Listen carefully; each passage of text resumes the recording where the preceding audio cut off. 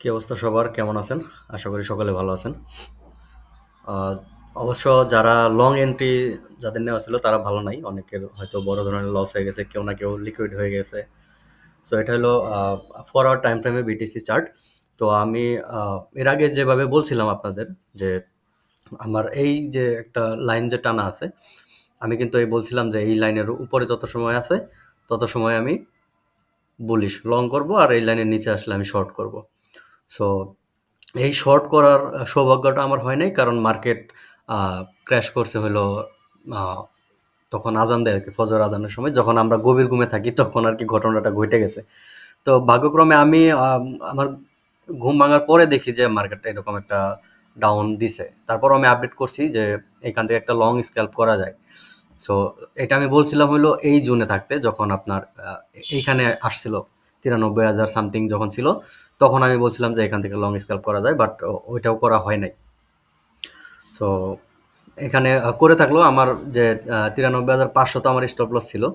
So আমার instruction দেওয়া ছিল প্রিমিয়ামে যারা আছে যে 93,500 নিচে আসলে কোনো মানে বিটিসি হোল্ড করা যাবে না। সো আপনারা যদি কেউ হোল্ডে থাকেন তাহলে এখন কিন্তু আহ, সমস্যা আছে। সমস্যা এটাই যে এখন আবার এগেইন পাম্প দেওয়ার জন্য আপনার বিটিসিকে কিন্তু এই জোনটাতেই সাপোর্ট ক্রিয়েট করতে হবে। তো এখন যদি বিটিসি এগেইন গিয়ে আপনার 93,500-কে যদি সাপোর্ট বানাইতে পারে তাহলে এগেইন উড়াল দিবে, তার আগে কিন্তু আর সুযোগ নাই। ঠিক আছে? তো এখন যদি বিটিসির মুভটা এরকম দেখেন যে এরকম গিয়ে এটাকে সাপোর্ট বানিয়ে তারপর আপনার পাম্প করছে, তাহলে কিন্তু আপনি এগেইন লং এর চিন্তা করতে পারেন, তার আগে কিন্তু লং এর আর কোনো চিন্তা নাই। সো এখানে যদি এখন আবার রিজেকশন দেখি আমরা, তাহলে আমরা শর্ট এন্ট্রি নেব। তো শর্ট এন্ট্রি এখানে যে ট্রেন লাইনটা টানা আছে দেখেন, তো এই ট্রেন লাইন হিসেবে আমার অ্যারাউন্ড আপনার 89 বা 88,000 এদিকে বিটিসি আসার সম্ভাবনা আছে। এটা আসার সম্ভাবনা আর একটা রিজন আছে, সেটা হলো সিএমই গ্যাপ। আপনারা এখানে দেখেন সিএমই গ্যাপটা কিন্তু এটা এখনো ফুলফিল করে নাই। এখানে সিএমই গ্যাপ আছে আপনার 88,140। এই সিএমই গ্যাপটা এখনো কিন্তু ফুলফিল করতে পারে নাই, এটা কিন্তু ফুলফিল হয়ে গেছে। ঠিক আছে, এটা ফুলফিল হয়ে গেছে, কিন্তু এটা এখনো বাকি আছে। সো এই সিএমই গ্যাপ পূরণ করতে যদি আসে তাহলে আপনার এই সেম টু সেম 88,000 বা 89,000 এই রেঞ্জে আসাই লাগবে। সেমি গ্যাপ পূরণ করতে হলে 88,000 লেভেল আসতেই হবে, 88,000। ঠিক আছে?